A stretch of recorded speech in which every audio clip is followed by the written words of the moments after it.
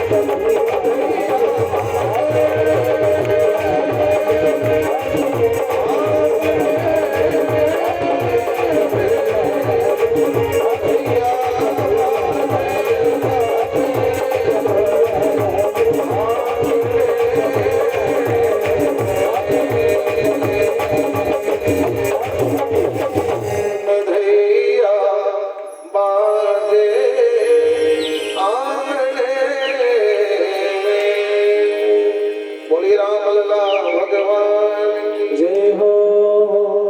हम अकेले बोले तभी तभी ध्वनि व्यवस्था ठीक है, बाकी हमारे संगीतकार सब शुरू किए तो वो पूरा कांपने लगता है ध्वनि थोड़ा। पूरे बांके बिहारी ला सुरम तो भगवान का दिव्य जन्मोत्सव अद्भुत आनंद छाया। और देखो यहाँ तो अभी तक रामचरितमानस के माध्यम से आप रामचरित्र को सुन रहे हो, और रामचरितमानस के माध्यम से अगर रामचरित्र हम सुनाने बैठ गए फिर 9 दिन की गद्दी और यहाँ बैठानी पड़ेगी। क्योंकि रामचरित्र तो ऐसा है, वो तो अनंत है, एक एक पद के भाव अनंत है। और ऐसे भाव कि तुलसी बाबा ने ऐसे ही नहीं कहा कि नाना पुराण निगमागम सम्मतम, ऐसे ही नहीं कह दिया। वास्तव में सारे वेद वेदांत का रस मानस की चौपाइयों में डाला हुआ। धन्य है तुलसी बाबा जिसने रामचरित्र को जन जन में बसा दिया। आज कहीं संस्कृत में रामचरित्र होता वाल्मीकि रामायण के अनुसार, तो आज ये गांव गांव में नवधा कर पाते क्या? रामचरित्र को गा पाते? अरे वो तो संस्कृत में रहती देव भाषा संस्कृत।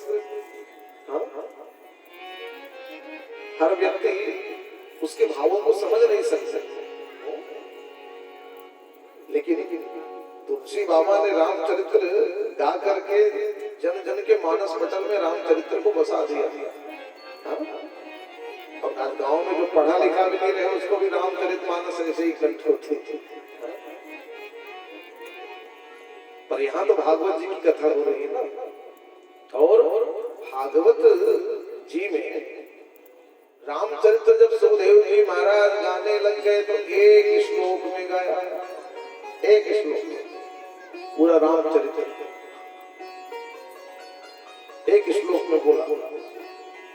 और आप लोग भी सुन लीजिए कि सुखदेव जी ने क्या बोला। एक श्लोक में कहा कि हे परीक्षित ध्यान से सुनो, गुरुवद थे त्यक्त राज्यम, पृथ्वी ने भूभार हरण के लिए राज्य का त्याग किया।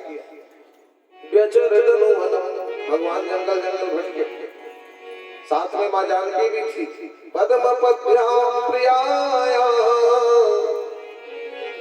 भगवान के वो चरण कि जल में भी अगर भगवान अपने चरण को रखे तो चरण को ही आघात होगा। अब बताओ, पानी में अपना पैर रखोगे तो कोई आघात होगा, लेकिन भगवान के चरण इतने कोमल है कि जल में भी अगर भगवान चरण रखे तो भगवान के चरण को ही आघात होगा। उन सुकोमल चरणों को दंडकारण्य के कुछ कंटक मार्ग में भगवान ने उन चरणों में कांटे चुभाए। ये हमारा छत्तीसगढ़ दंडकारण्य, इसलिए भी मैं तीर्थ कहता हूँ इसे। तीर्थ इसलिए कहता हूँ क्योंकि जहाँ भगवान नंगे पैर चले, और जिस राम चरित्र के जंगल में भगवान जो धर्म के परिपालन के लिए गए उसको हम अपने जीवन का आदर्श मानते हैं। अब वो लीला भगवान ने हमारे इस छत्तीसगढ़ में ही की। दंडक वन प्रभु पावन की, भगवान के चरण जहाँ चले जाए वो तीर्थ हो जाता है। भगवान नंगे पैर इस कौशल प्रांत की इस दंडकारण्य की भूमि में चले हैं सज्जनों, इसलिए ये तीर्थ है। चरण राम तीर्थ चलेगा। केवल आप लोग तीर्थ जाते हो ऐसी बात नहीं, कोई बाहर से अगर यहाँ आता है ना तो वो इस तीर्थ के सेवन के लिए आता है। ये बात आप समझ लो और उनको भी समझाया करो, ये भी तीर्थ है, ये कौशल प्रांत, ये दंडकारण्य क्षेत्र, नंगे पैर भगवान इसी क्षेत्र में चले। भगवान ने अपने पैरों में कांटे चुभाए, और वो भगवान के चरणों में जब कांटे चुभे उस दृश्य को जब व्यास जी ने गाया तो व्यास जी का हृदय फट पड़ा। स्मरताम हृदय विन्यस्य, व्यास जी का मन फट पड़ा कि वो चल स्मरताम हृदय विन्यस्य विद्धम दंडक कंटकई स्वपाद पल्लवम राम आत्मज्योतिर्गात्ततः। अपने पाद पल्लव में भगवान ने दंडकारण्य के कुश कंटक के कांटे चुभाए और भगवान ने दंडकारण्य के कुश कंटक कांटे चुभाए। और जब उस स्वरूप को व्यास जी ने उल्लेख किया तो मानो वन की रहने वाली माताएं भी निवेदन कर पड़ती थी। वनचर जीव भी जब भगवान को नंगे पैर दंडकारण्य में चलते देखते थे तो वो भी अपने विष का परित्याग कर देते थे। ही निरखी मग सापी पीछी। देखो इसके दो भाव हैं। जैसे मैं याद कर रहा था कि कल्प कल्प हमारे गोलोक धाम निवासी विश्वम्भर जी को मैं याद कर रहा था कि भाई वो कथा तो वही है पर कथा के गाने की भिन्नता और भाव भिन्न भिन्न है। एकम सद विप्रा बहुधा वदन्ति। तो तीन ही निरही तो एक निवास में वो विश्वम्भर जी बैठे थे तो मेरे सामने रामायण खोल के वो बैठ जाते थे। कभी भी अपना रामायण रखे नहीं खोल के बैठ जाते थे। तो कहे फिर एक स्मरण है वो कहे तीन ही निरही मग सापी बीच। तो कहते गुरुदेव वो सापिनी का जो शरीर होता है वो बड़ा कोमल होता है। किसी ने अगर सर्प को छुआ होगा तो सर्प का शरीर बड़ा कोमल, छत्तीसगढ़ी में आप कहते हो बुझबुझ होता है। सर्प का शरीर बड़ा कोमल होता है और शीतल भी होता है। इसलिए तो भगवान नारायण से सैया पर विराज है। बड़ा बीबीआईपी उनकी सैया है हमारे भगवान। शांताकार भुजग जो शीत होता है। तो मानो उसने कहा कि मानो जंगल में रहने वाले जीव ही जब भगवान के पैरों में कांटे चुभते हुए देख रहे हैं तो सापी बीच। मानो वो उसने कहा कि सांप भी बीच में रास्ते पीछी। हमने कहा हाँ बिल्कुल ठीक बात है। तीन ही निरखी सापी बीच। भगवान को जब देखा कि उस कंटक मार्ग में भगवान नंगे पैर चल रहे हैं तो मानो सांपी बीछी। और एक भाव ये है सर्प और बिच्छू भी अपने विष का परित्याग करने लग गए जो हमें हमारे कारण भगवान को कोई कष्ट न हो जाए। तीन ही निरखी सांपिनी बीछी तजहि विषम विषतामस पीछ। भगवान नंगे पैर चले। गुरुवर थे त्यक्त राज्यम व्यचरदनु वनम पद्म पद्भ्याम प्रियाया पाण स्पर्शा क्षमाभ्याम मृजत पथरुजो यो हरिंद्रा।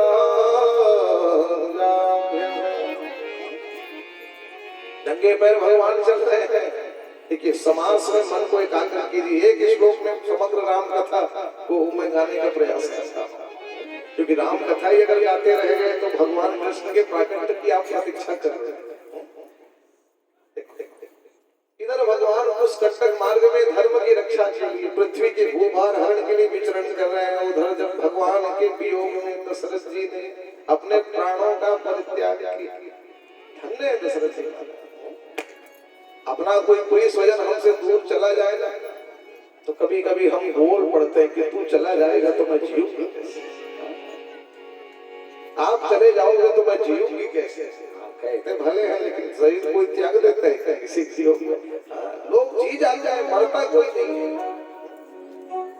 लेकिन अगर प्रेम हो भगवान से तो दशरथ जी जैसा जियत राम विधु बदन निहारा और राम विरह करि मरण समान। धन्य दशरथ जी महाराज। तुलसी बाबा ने कहा बंदो अवध हुआ, प्रेम हो तो दशरथ जी जैसा, बंदो अवध हुआ, सत्य प्रेम जहि राम पद, बिछुरत दीन दयाल, प्रियतन त्रिनेम परिहर। शरीर सबको कितना प्रिय होता है, लेकिन इस दुर्लभ मनुष्य शरीर को दीदिए की भांति भगवान के वियोग में दशरथ जी ने दिया। भरत जी जब ननिहाल से आए, खूब खरी खोटी सुनाई भगवान से मिलने के लिए वशिष्ठ जी को साथ लिया। जब चल पड़े भरत जी महाराज सबको साथ लेकर, तो मार्ग में तीर्थराज प्रयाग का दर्शन हुआ। निवेदन किया कि अब तीर्थराज प्रयाग आपके चरणों में जो मांगता है तो उसे प्राप्त होता है, अब आज मैं भी मांग रहा हूं। झोली फैला करके भरत जी महाराज तीर्थराज प्रयाग से कहने लगे कि प्रभु ऐसे तो मैं क्षत्रिय हूँ, क्षत्रिय का धर्म भीख मांगना नहीं होता, लेकिन आज मैं झोली फैला करके आपसे भीख मांग रहा हूँ। भरत जी ने कह दिया कि मांगो भीख, भीख मांगता, मांगो भीख, त्याग निज धर्म, अपने क्षत्रिय धर्म का त्याग करके मैं भीख मांगा, क्योंकि दुखी व्यक्ति जीवन में क्या पाप नहीं करते था। आरत कादन करई कुकर, छराज प्रयाग प्रकट हो गए, मांग ले क्या मांगना चाहता है। धर्म अर्थ काम मोक्ष पुरुषार्थ चतुष्टय तुझे दे दूंगा। भरत ने कहा नहीं, धर्म चाहिए का धर्म नहीं चाहिए, ऐसे धर्म को लेकर के क्या करूंगा जिस धर्म का पालन करते करते मेरे भाई को जंगल भटकने के लिए 14 साल के लिए जाना पड़ा। ऐसा धर्म मुझे नहीं चाहिए। ऐसे धर्म को लेकर के क्या करूंगा? तो कहा अर्थ चाहिए। कहा अर्थ लेकर के क्या करूंगा? यहाँ अभागा बन के घूम रहा हूं उसी अर्थ के कारण,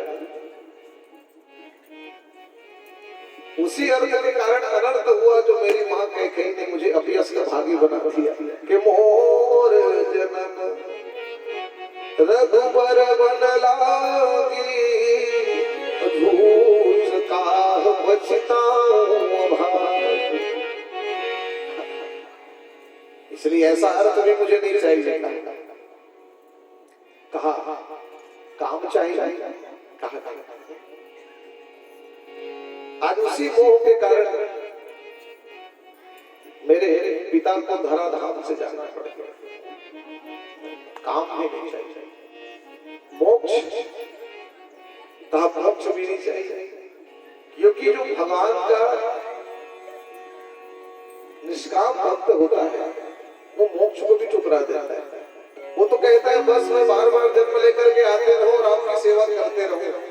मोक्ष भी भगवान का निष्काम भक्त भगवान से मोक्ष भी नहीं मांगता। तो इसलिए भरत जी ने कहा मोक्ष भी नहीं चाहिए। तो कहा चाहिए क्या?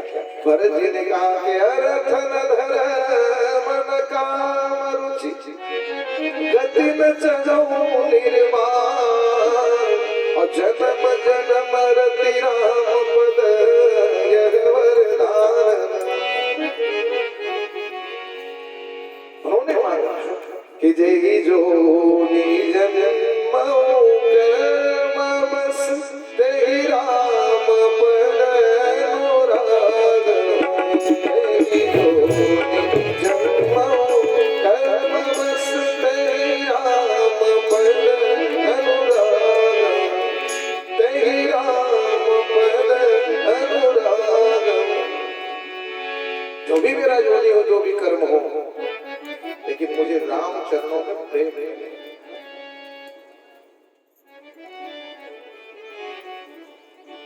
भरत जी ने मांगा, चल पड़े। भगवान ने समझाया प्रभु करी कृपा पावरी दी, मानो भगवान राम की उस पादुका में अयोध्या के राज्य को संस्कृत करके लाए, भरत जी और राजगद्दी में रख दिया भगवान की पादुका को, और पादुका को राजगद्दी में रख करके स्वयं नंदी ग्राम में यवान का सेवन करके राजकाज संभालने।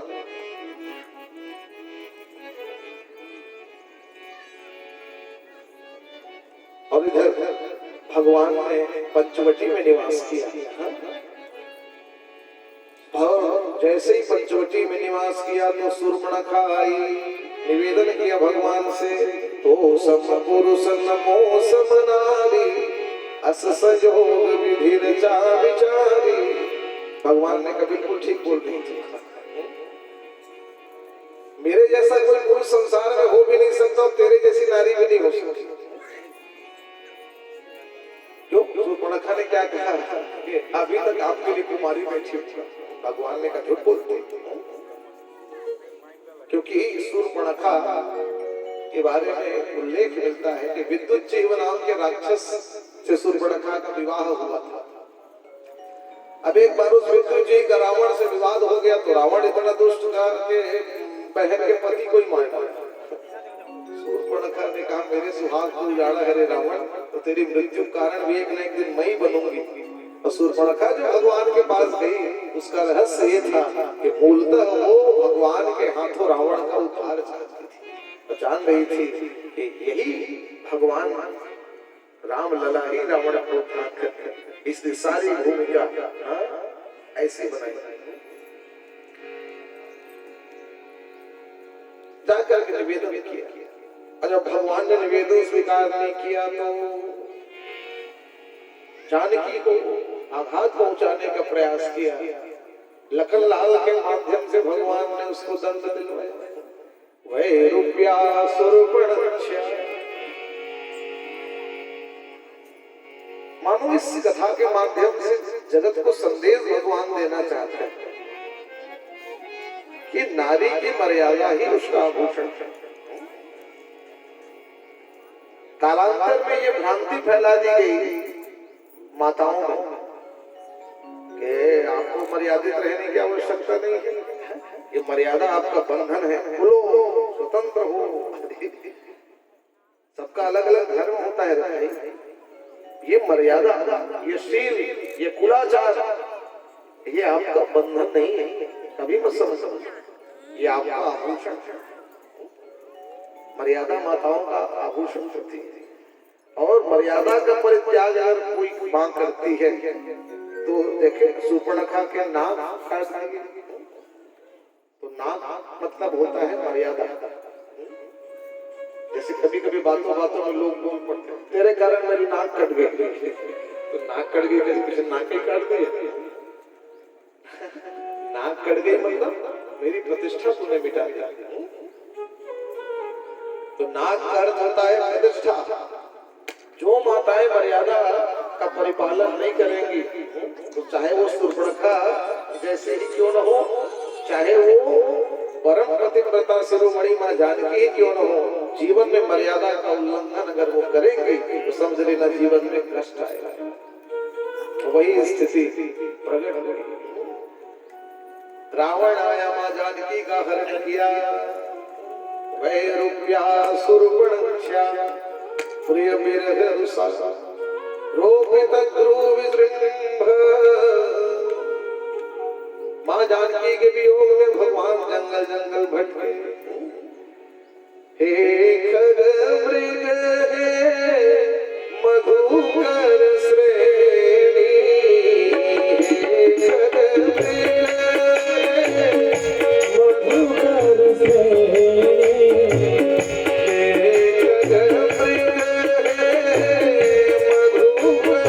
श्रेणी,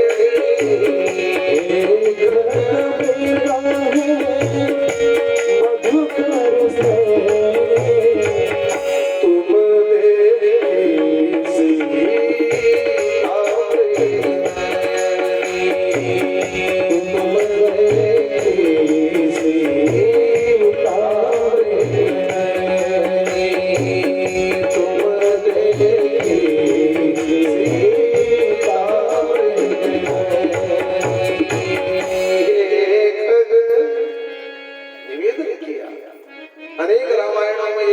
बताई गई। भगवान वियोग में भटक रहे हैं। शीते तिहा जनक वंशज वैजयंती, हामत विलोचन चकोर नविंदुलेख, हामे मन प्रचलितोन्मद पद्म नेत्री, हामे मन सुकृतिनोदत राजहंसी। अनेक रामायण में ये उल्लेख है। तब भगवान ने सबरी के जीवन को धन्य किया, बाली का उद्धार करके सुग्रीव को राज्य दिलाया, वानरों से मित्रता की,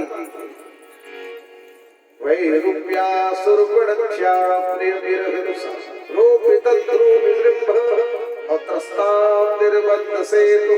तब भगवान ने सेतु बंध का निर्माण किया, जो आज भी धर्म पर धर्म के विजय के प्रमाण के रूप में विराजमान है।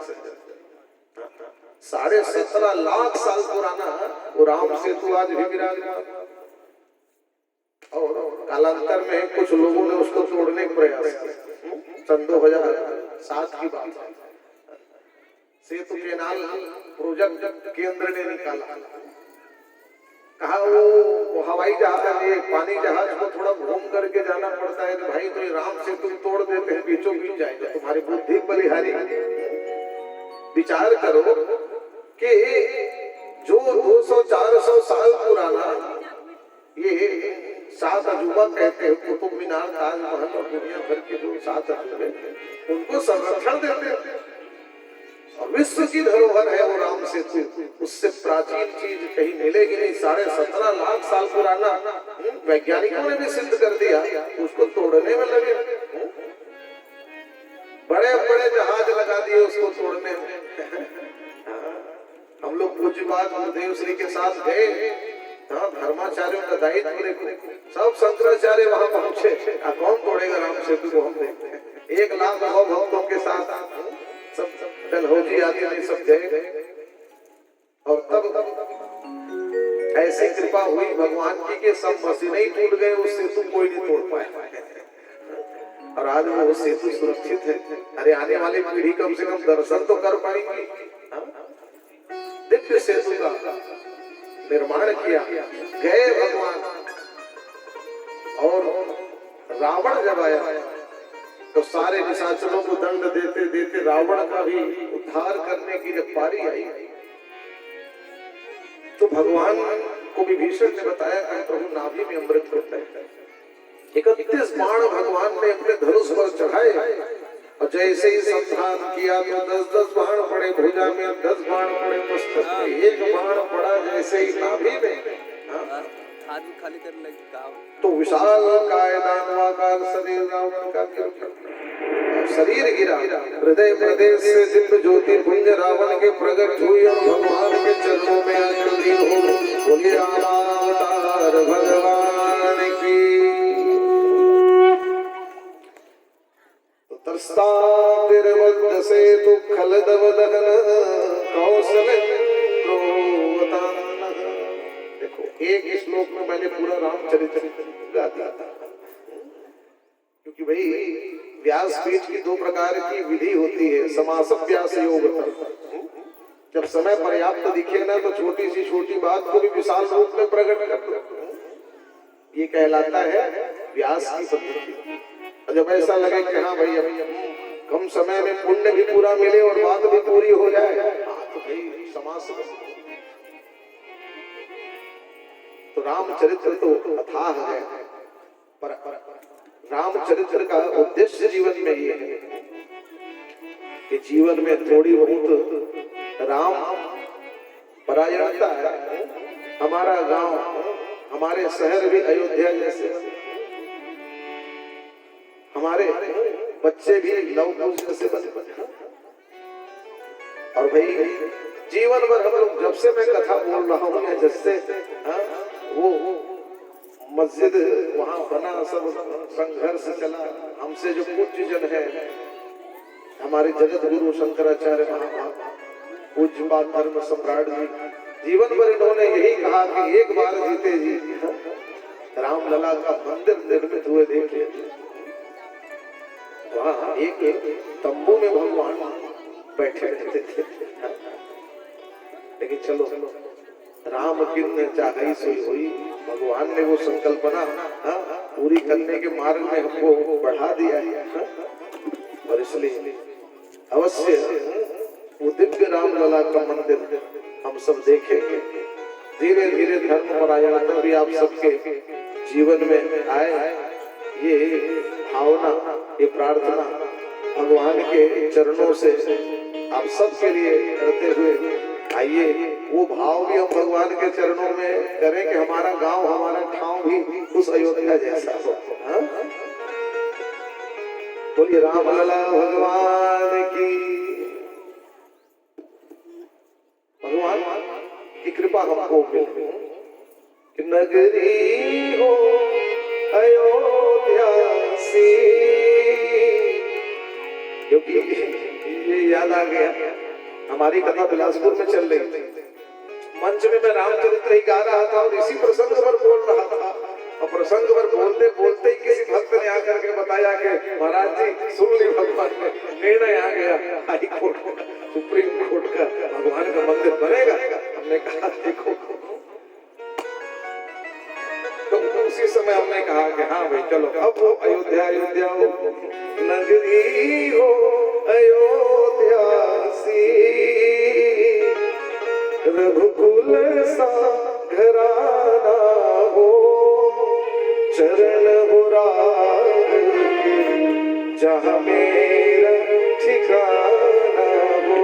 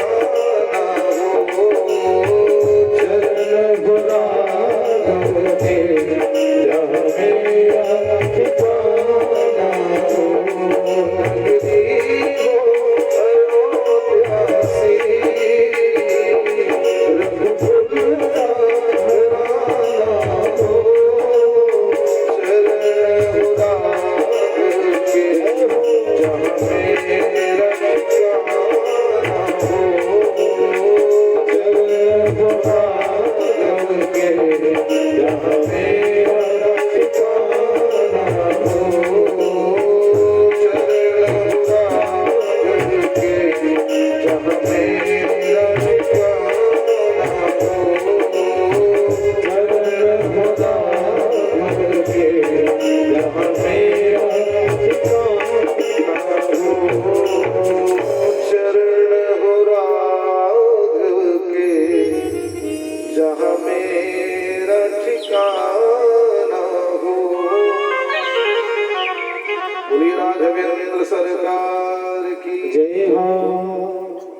भगवान की ऐसी कृपा, जीवन में ऐसी राम परायणता है, क्योंकि जीवन में धर्म परायण होने से सुख मिलता है, और धर्म को जीवन में स्थान नहीं दोगे और सुख चाहोगे तो तुलसी बाबा ने कह दिया वो व्यक्ति मूढ़, सुख चाहे मूढ़ धर्मरता।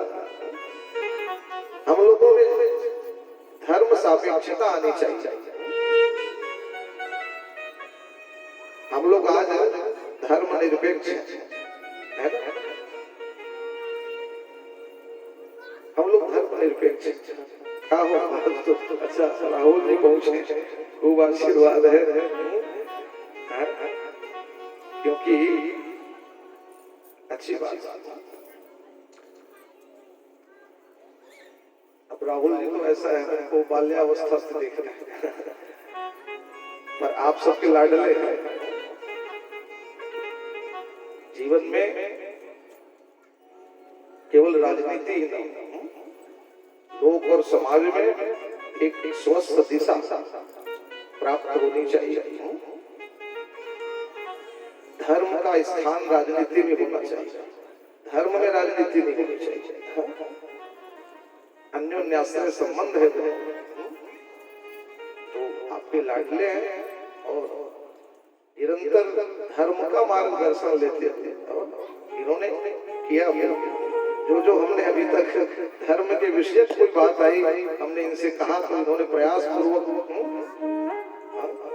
उसमें अपनी सेवा दी, तो बहुत अच्छी बात है। आप सबका भी आशीर्वाद इनको मिले व्यासपीठ से। आपके जीवन के कल्याण की कामना, स्वस्थ राजनीति जीवन में करने की कामना भगवान से। बोली बांके बिहारी लाल की जय हो।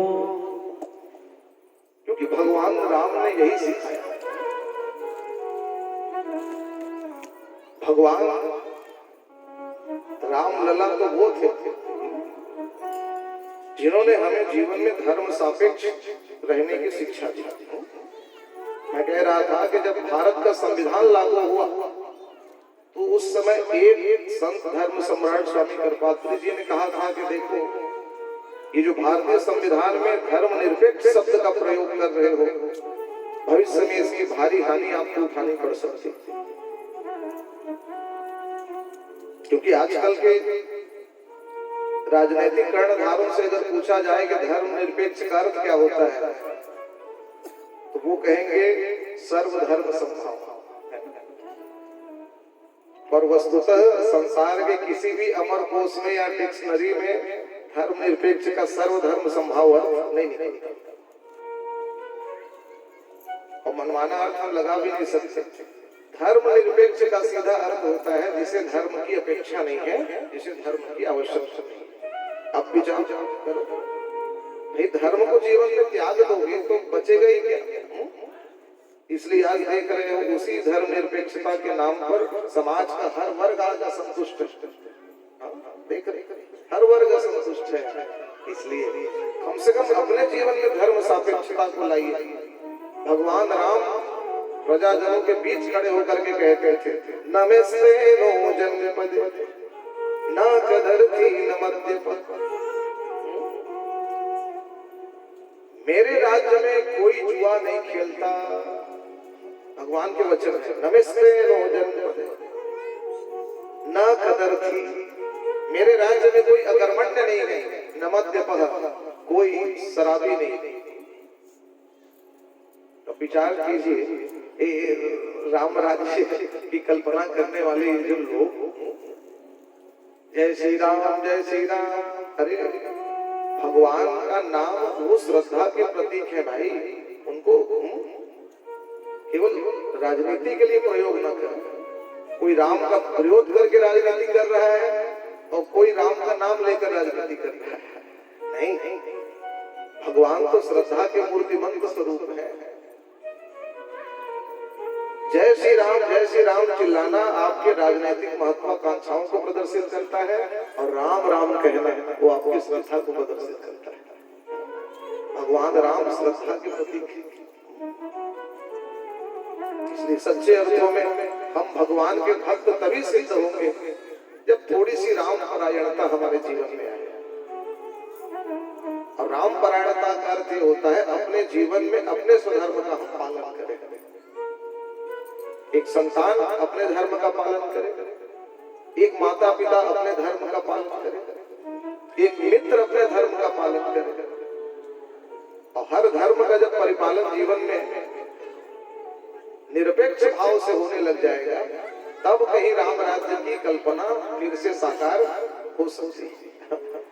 तो वो परिकल्पना साकार हो, इन्हीं भावों के साथ भगवान रामचंद्र के पावन लीला चरित्र प्रणाम करते हुए शीघ्र आपको कुछ ही क्षणों में हम भगवान के कृष्णावतार उपक्रम के ले चलते हैं।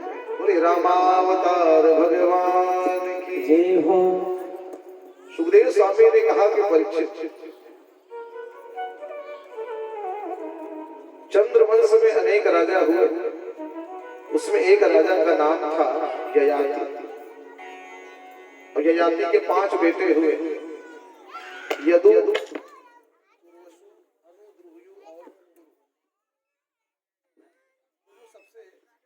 बड़े बेटे हुए यदु। उनके वंश में एक बालक का जन्म हुआ। उस बालक का नाम था उग्रसेन। और उग्रसेन के संतान हुए कंस, बड़े दुष्टात्मा, संत महात्मा जनों को कष्ट देते, दुख देते। और उस उग्रसेन के एक भाई का नाम था देवक, और उसकी कन्या थी देवकी। और जब देवकी विवाह के योग्य हुई, वास्तव में देवकी तो देवक की कन्या थी, पर प्रेम ऐसा कि बाल्यावस्था से वो उग्रसेन के घर गए। कंस भी बड़ा स्नेह करे उससे। कंस की सगी बहन तो कंसावती आदि थी, लेकिन प्रेम थोड़ा वो देवकी से अधिक।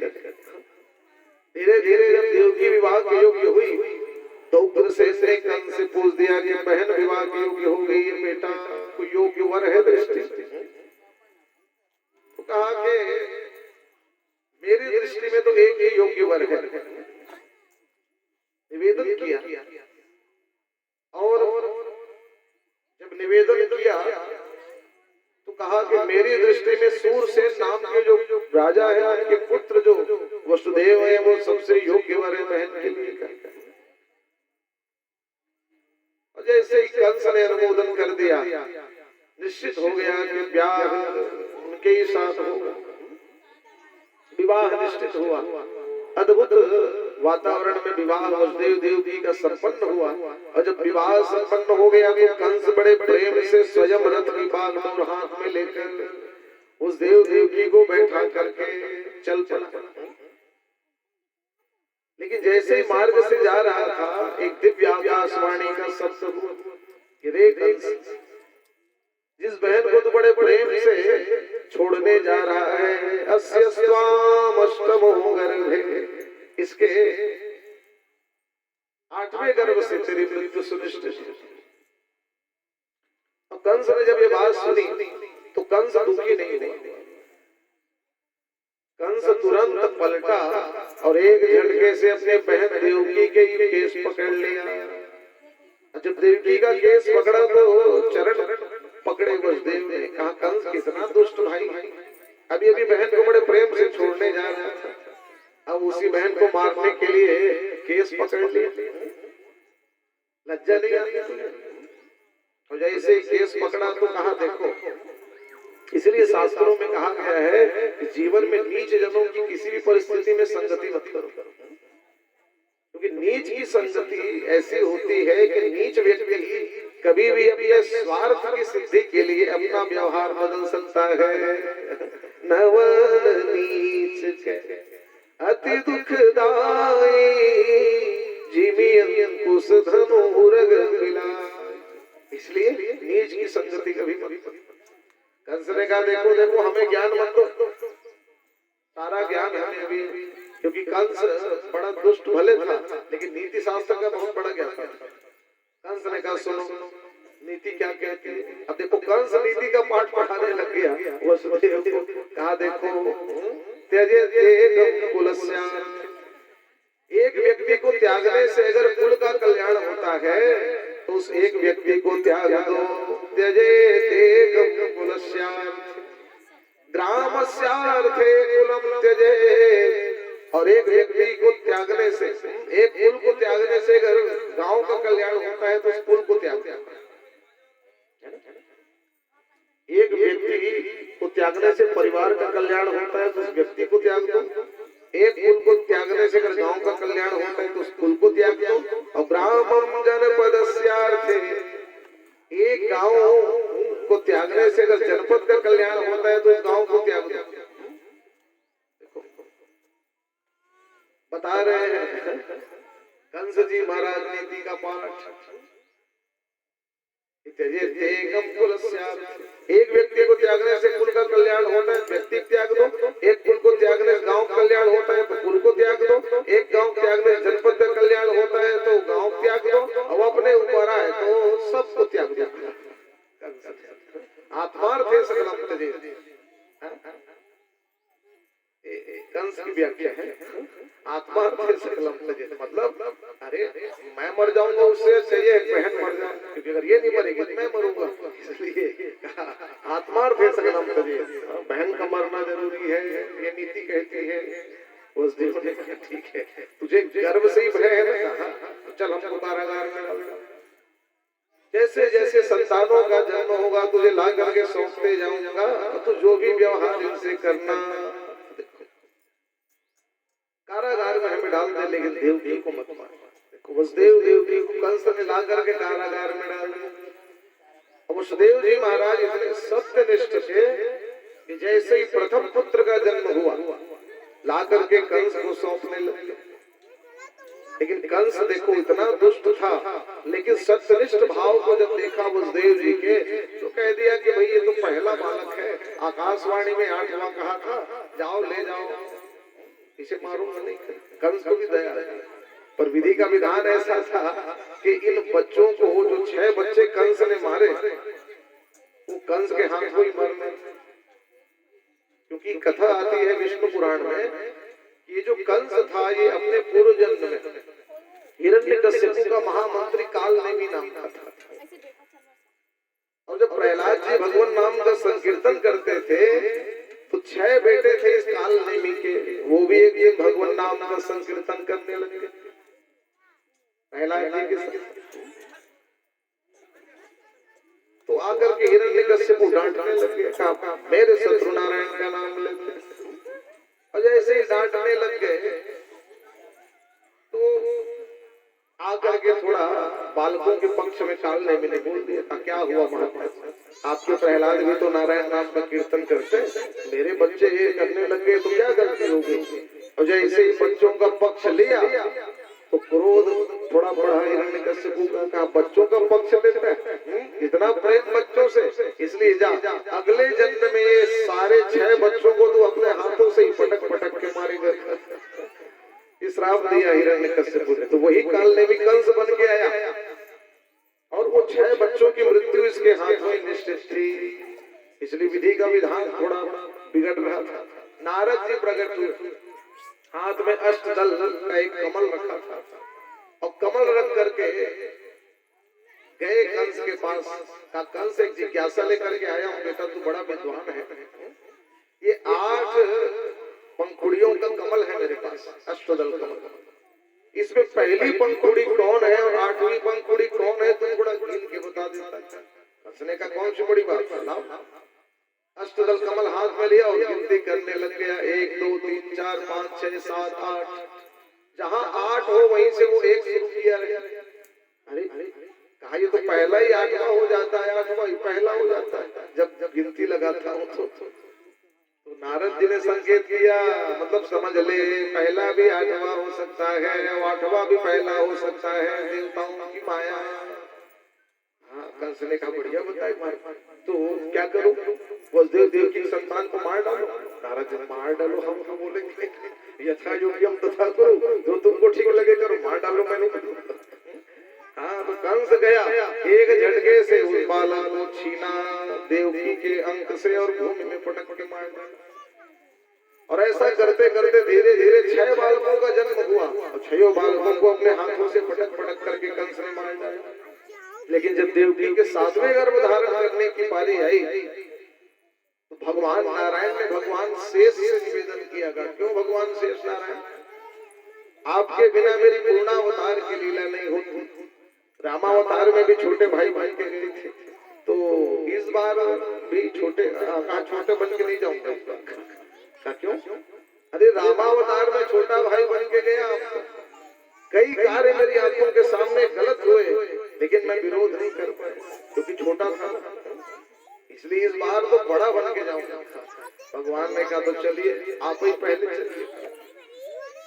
शेष नारायण भगवान का प्रवेश हुआ माँ देवकी के गर्भ और भगवान ने विचार किया कि भाई यहाँ ये जन्म नहीं ले सकते, क्योंकि अगर ये यहाँ जन्म लेंगे तो यहाँ तो कंस जान लेगा, क्योंकि मुझे भी यहाँ नहीं रहना है, मुझे तो जन्म के बाद गोकुल गांव जाना है। इसलिए जैसे ही देवकी के गर्भ में प्रवेश हुए भगवान शेष नारायण, भगवान ने योग माया का आश्रय लेकर के उन्हें मथुरा से गोकुल गांव में माँ रोहिणी के गर्भ में स्थापित करवा दिया कर्षण करके। और यहाँ ये बात हो गई कि देवकी का 7वां गर्भ खराब हो गया। कोई बात नहीं, डर तो 8वें से। धीरे धीरे समय गुजरा और एक दिन जो अंधेरी काल कोठरी में वसुदेव देवकी विराज रहे थे, करोड़ों सूर्य के सदृश तेजस्वी स्वरूप धारण करके भगवान महानारायण ने वसुदेव देवकी को दर्शन दिया। बोलिए महानारायण भगवान की जय। दिव्य स्तुति वसुदेव देवकी ने गाई। सत्य व्रतम सत्य परम त्रिसत्यम निहितम च योनि। भगवान का दिव्य स्वरूप है सत्य स्वरूप। सत्य व्रतम सत्य परम त्रिसत्यम सत्यस्य योनि निहितम च सत्ये। अगर कोई भगवान की मूर्ति को रोज प्रणाम नहीं कर सकते तो कोई बात नहीं, दिन में सत्य अधिक बोलने का प्रयास करना, क्योंकि मैं ये नहीं कहूंगा कि आप सत्य ही बोलो। आज की परिस्थिति में तो ऐसी बात है कि झूठा ही लेना, झूठा ही देना, झूठा ही बोलना, झूठ चुपे असत्य संभाल। और कल मैं बता भी रहा था कहाँ कहाँ झूठ बोलने से पाप नहीं लगेगा, लेकिन प्रयास करो कि आज मैं थोड़ा झूठ कम बोलूं, तो वो भी ईश्वर की एक प्रकार की उपासना ही मानी जाएगी, क्योंकि ईश्वर का निराकार स्वरूप है सत्य। भागवत जी के प्रारंभ में, मध्य में और विश्राम में सत्य को ही भगवान का स्वरूप बताया गया। सत्यात्मकं त्वां शरणं प्रपन्ना। तो कहा प्रभु ने कि देखो भाई, आपके सारे कष्टों की निवृत्ति के लिए, संसार के कष्टों की निवृत्ति के लिए मैं आपके गर्भ से प्रकट हूँ, लेकिन जैसे ही मैं प्रकट होऊंगा वसुदेव देवकी मुझे कारागार में मत रखना। कंस से मेरी रक्षा करनी है तो मुझे कारागार से बाहर ले जा करके माँ यमुना को पार करके गोकुल गांव में नंद राय के यहाँ माँ यशोदा ने एक दिव्य योग माया रूपी कन्या को जन्म दिया। उस योग माया रूपी कन्या के स्थान में मुझे छोड़ देना और उस योग माया रूपी कन्या को यहाँ ले मेरी रक्षा हो जाएगी।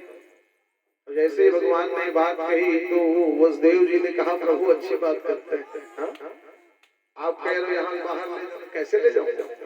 गले में, हाथ में, पैर में बेड़ियां लगी हुई, हजारों पहरेदार करेंगे, फाटक किवाड़ लगाओ, कैसे ले जाओ? तो भगवान ने कहा कि भूल रहे हो वसुदेव कि मैं आया। अरे संसार केवल में अगर संसार के जीव मेरा नाम मात्र उच्चारण कर दे तो संसार का सबसे भयंकर बंधन से जीव मुक्त हो जाता। अब मैं प्रकट होऊंगा तो फाटक की वाड़ बेड़ी का बंधन रहेगा। अरे प्रकट होने की देरी है, सारे बंधनों से मुक्त हो जाओगे। सर्व ग्रंथ विनिर्मुक्त भगवान ने आशीर्वाद दिया। और तब जगत निवास परमात्मा माँ देवकी के गर्भ में प्रविष्ट हुए। सा देवकी गर्भ जगत निवास। जगत निवास भगवान माँ देवकी के शरीर में जैसे ही प्रकट हुए, अद्भुत तेज माँ देवकी के शरीर। और कंस ने भी जान लिया कि मेरा काल लगता है देवकी के के गर्भ में प्रकट हो गया और पहरेदारों को बढ़ा दिया। धीरे धीरे वो मंगलमय क्षण आने लग गया।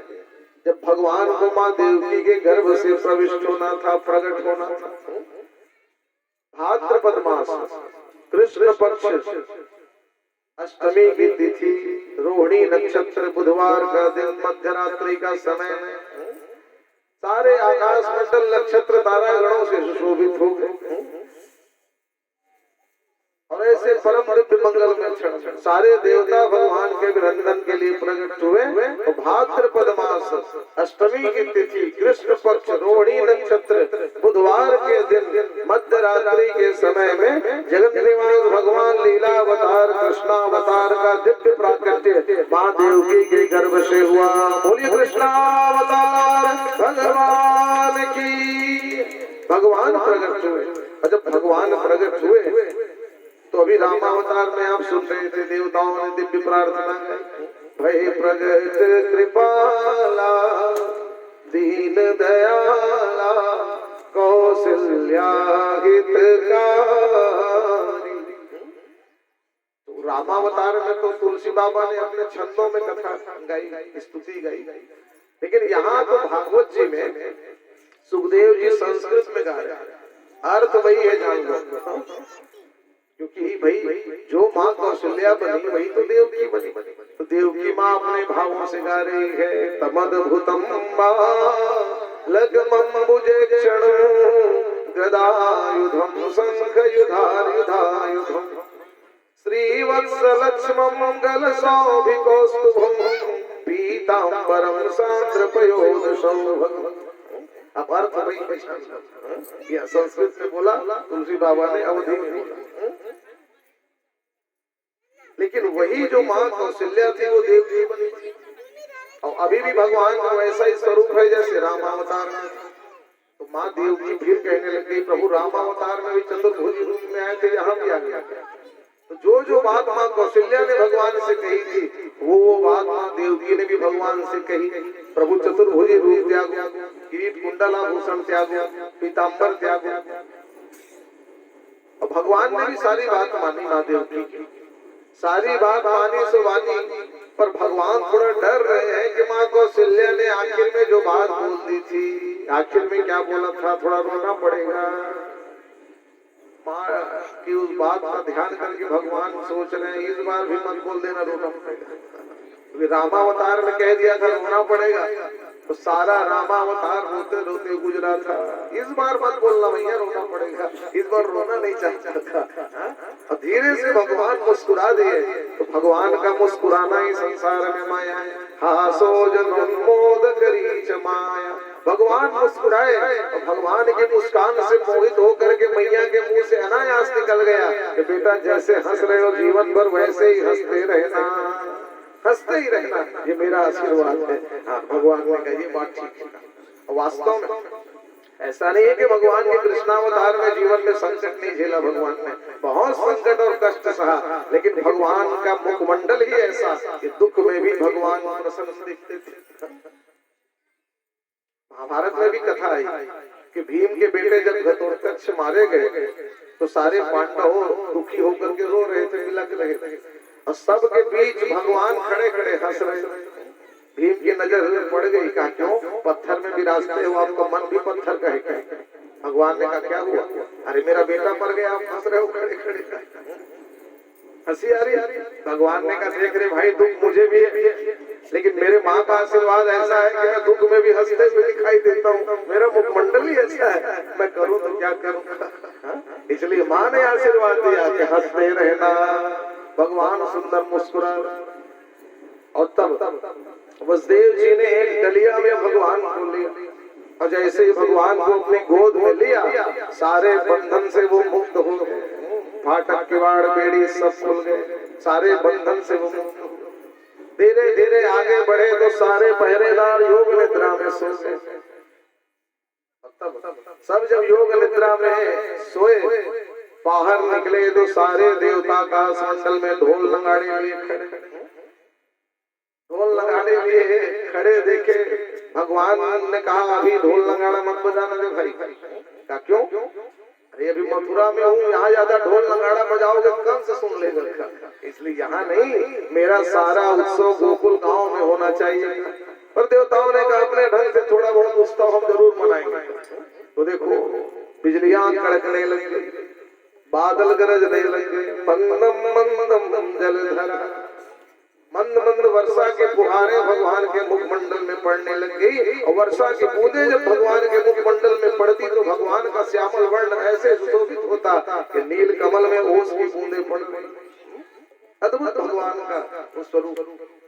आगे बढ़े जब दरिया में लेकर तो मानो सारे पारिजात के पेड़ फूलों से लद गए। वायु देवता अपने प्रवाह से जब पारिजात के फूलों के पेड़ को हिलाते थे तो सारे पारिजात भगवान की डलिया में बरस पड़े। मानो ऐसा दृश्य प्रकट हुआ कि किसी विशाल फूल में कोई भंवरा बैठा हो, भगवान उसी भांति दिखाई दे। बिजलियां कड़कते देखते भगवान को थोड़ा भयभीत होते।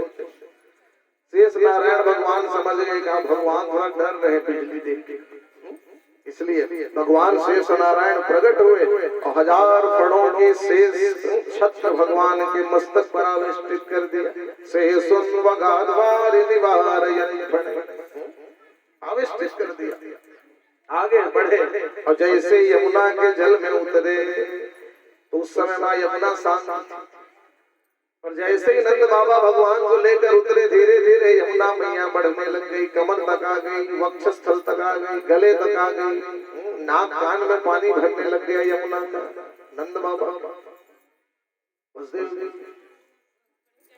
तो भगवान ने कहा यमुना ये क्या कर रही है? यमुना ने कहा प्रभु वो थोड़ा चरणोदक मिल जाता है। भगवान ने कहा तेरे चरणोदक लेने कारण मेरे पिताजी चल शांत हो जा जल्दी।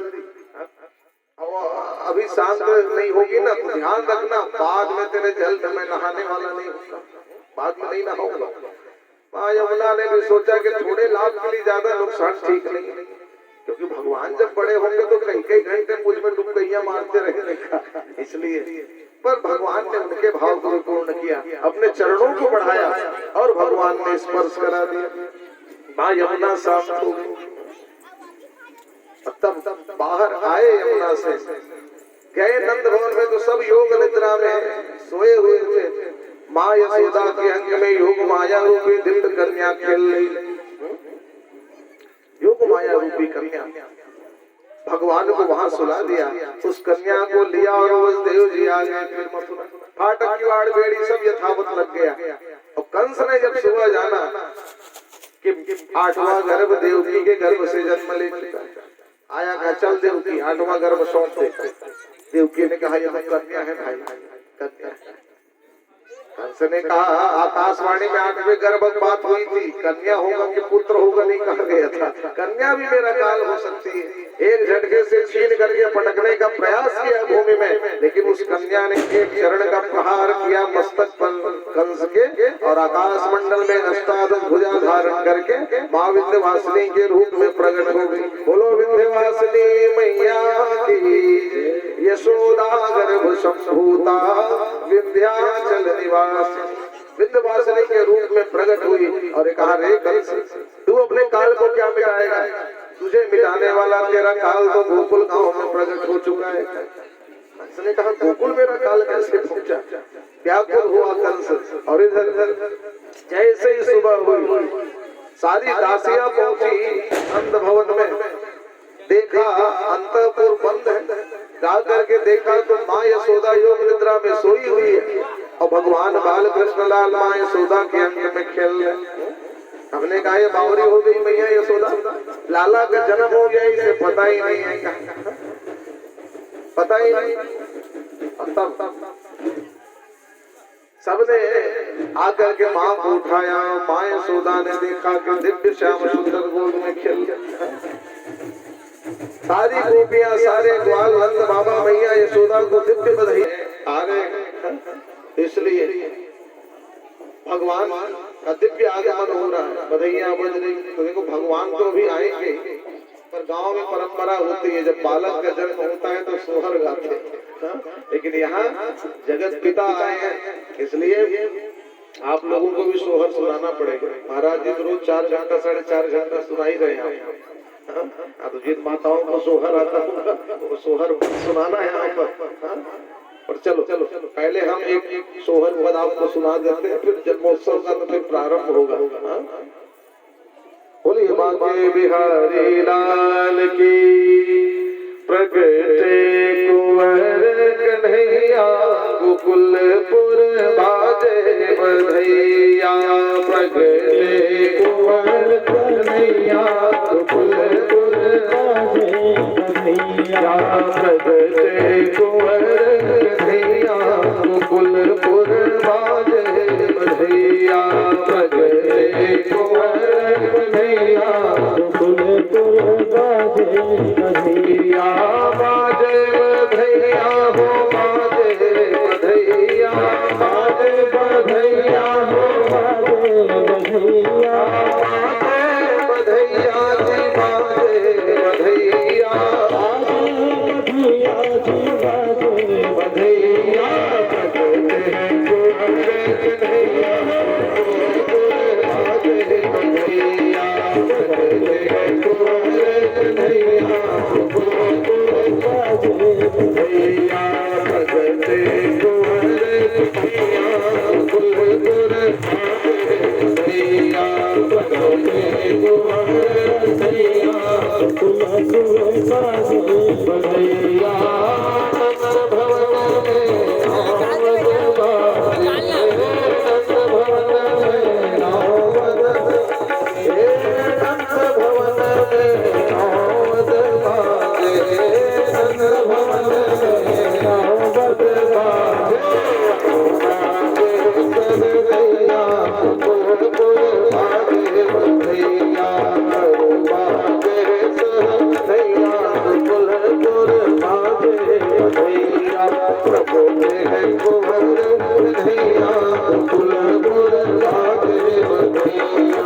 प्रगटे कुंवर कन्हैया, गोकुलपुर बाजे बधैया। बाजे बधैया जी बाजे बधैया, बाजे बधैया जी बाजे बधैया।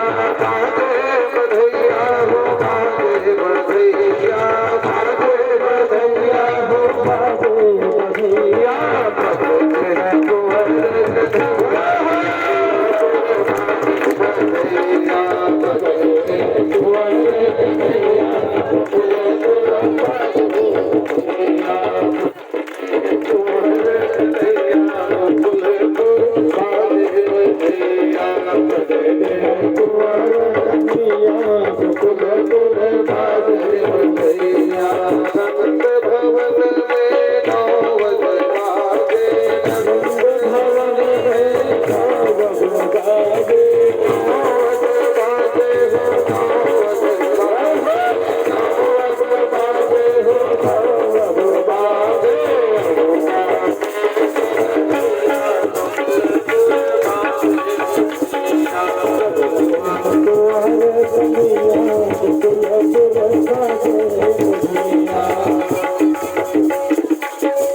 ठीक है, भगवान का पूजन करवाइए।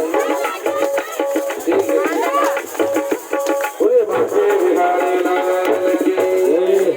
चलो भाई यादव जी को कुछ दोहा वगैरह सुनाइए। हाँ मेघनाथ जी, चलो चलो सुनाओ दोहा, बोलो भाई। लाइट भी आप सब सौ के साथ।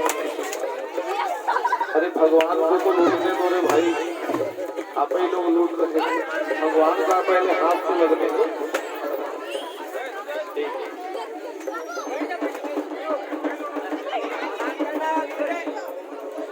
चलिए बजने दो आप लोग।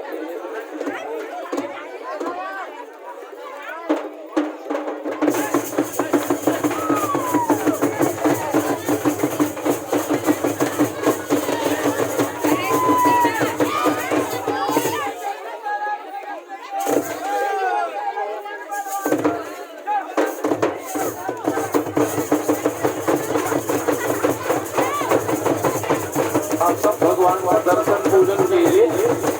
फिर अभी अगर लाइट आ गई है तो वो जिसको से प्रार्थना, बाकी तो उत्सव चल ही रहा है। चलिए अभी भगवान का दर्शन करें। थोड़े समय में लाइट हो सकता है आप जाओ दोहा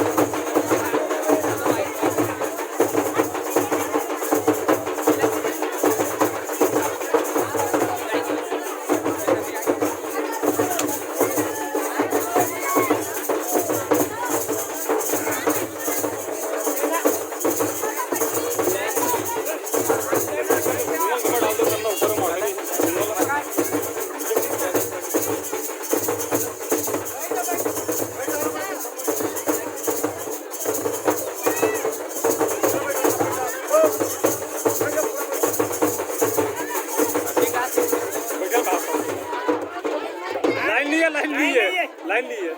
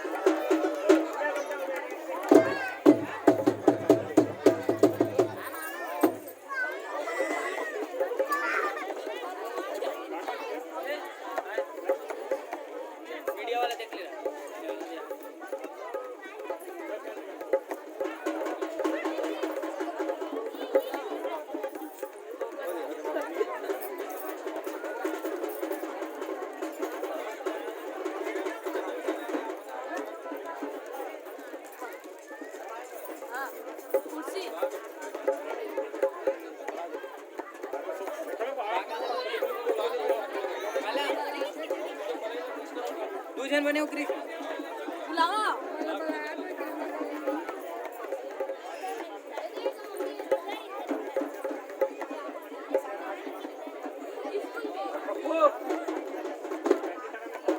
कदम में ले लो बाबा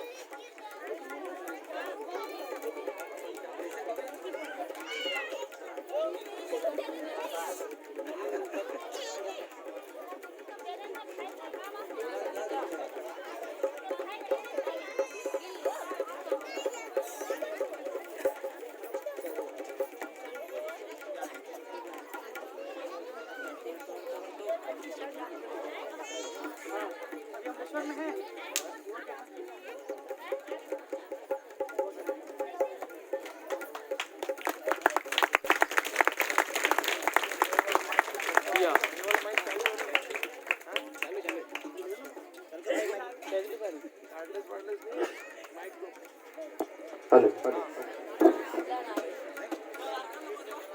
ठीक है लाइट तो नहीं है पर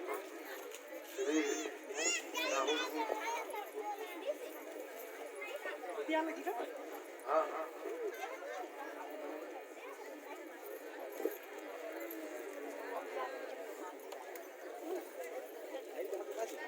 श्री कृष्ण भगवान की। व्यासपीठ पर विराज सम्माननीय श्री राम प्रताप शास्त्री जी भगवताचार्य तो है ही है, मगर मेरे लिए एक मार्गदर्शक के रूप में है। हमेशा इनका सानिध्य मुझे मिलता रहता है। जहाँ आवश्यकता होती है भैया से मार्गदर्शन भी लेता हूँ, और जो आदेश करते हैं उसमें जितना मुझसे हो सके मैं उसे पालन करने का प्रयास करता हूँ। बात हो रही से कि सबले पहली दिन मैं रही हूँ साथ में करके यहाँ के रामायण के समापन भी रही से, और यहाँ वही दिन कलश यात्रा रही से, मगर कारणवश पिताजी की तबीयत खराब हो गई। फिर मैं रायपुर में रुक गया हूँ, भैया ला बता भी रहे हूँ।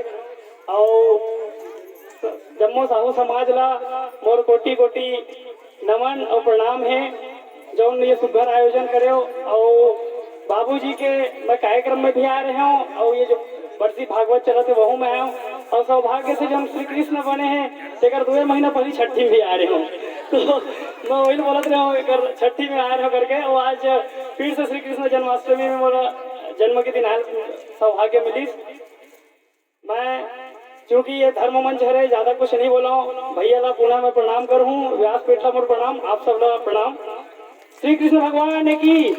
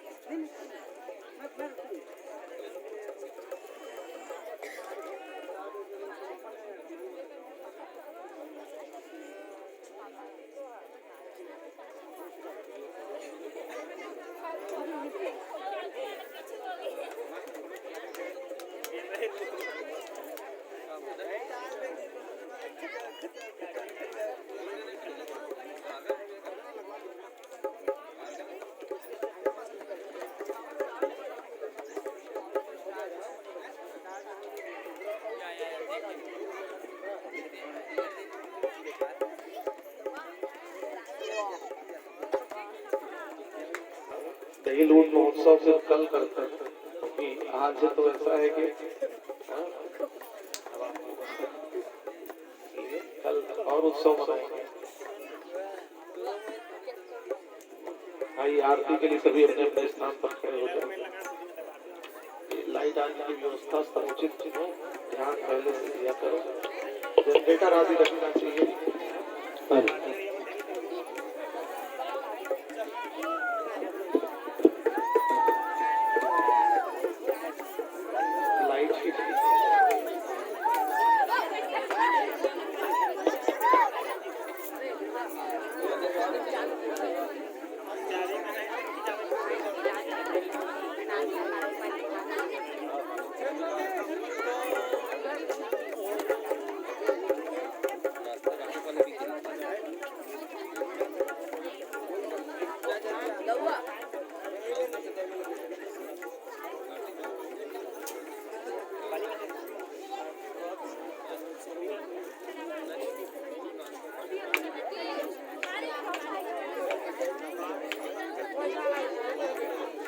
बोलिए बांके बिहारी लाल की जय हो। ठीक है, जो सुन जाते हैं आपको जन्मोत्सव मनाना है, ठीक है, भगवान का जन्मोत्सव, तो आपको अवश्य अवसर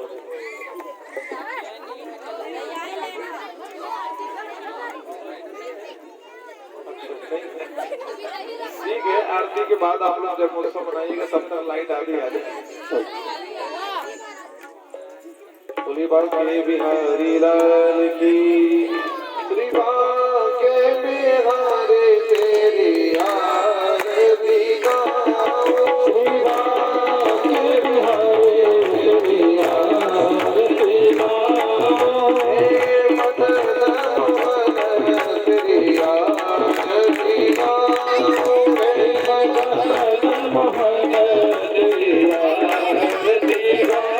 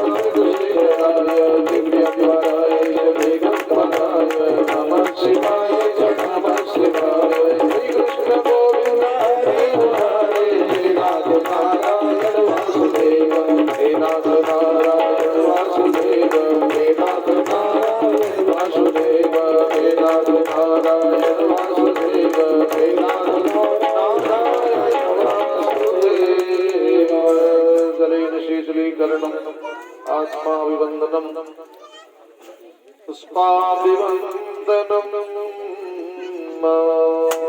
प्रदक्षिणीकृत्य सभी हाथ जोड़कर भगवान के श्री चरणों से भावपूर्ण प्रार्थना निवेदित है। हे बांके बिहारी गिरधारी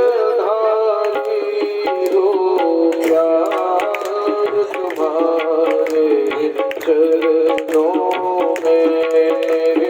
बांके बिहारी गिरधारी हो प्यार तुम्हारे चरणों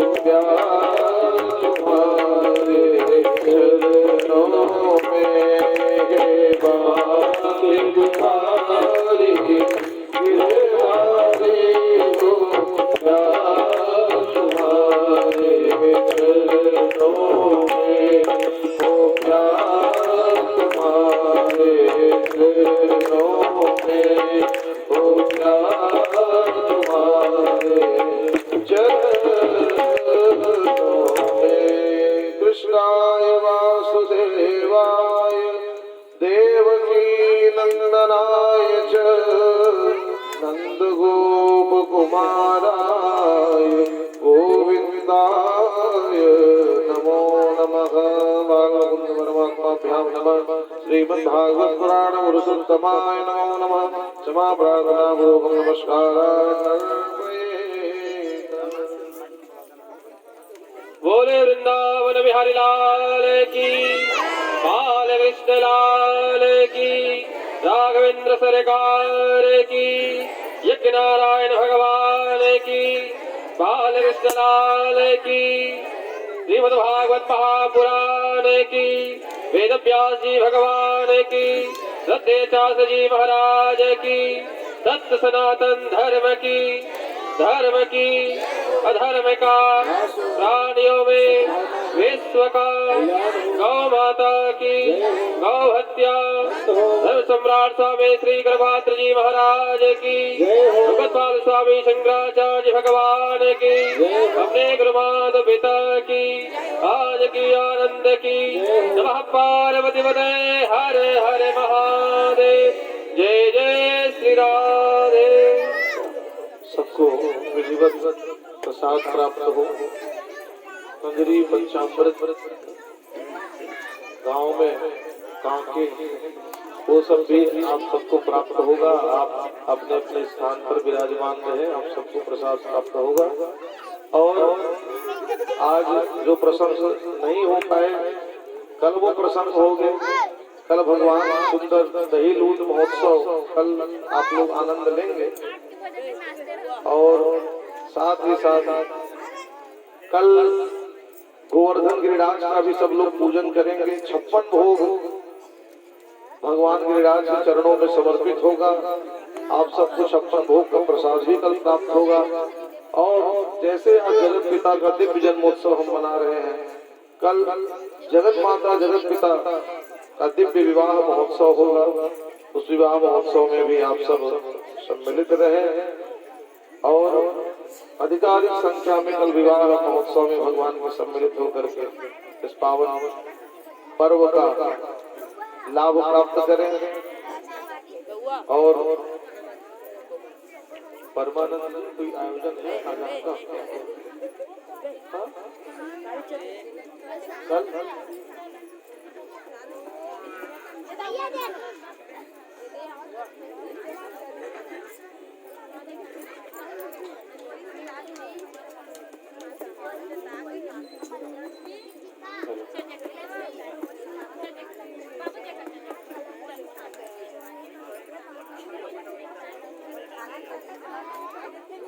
और व्यासपीठ से निवेदन किया था हमारे छोली वाले परमानंद साहू जी कि गुरु जी ये पाश्चात्य हमको व्यासपीठ से कहते हैं पाश्चात्य संस्कृति का अनुकरण करो। कल मातृपीठ को पूजन दिवस के रूप में उनका भाव था कि गुरु जी यहाँ से संस्कार का केंद्र है व्यासपीठ, यहाँ से कल बच्चे अपने माता पिता का पूजन करें, लोक और समाज में अच्छा संदेश जाएगा। तो ठीक कल वो निवेदन कर रहे थे कि कथा के बाद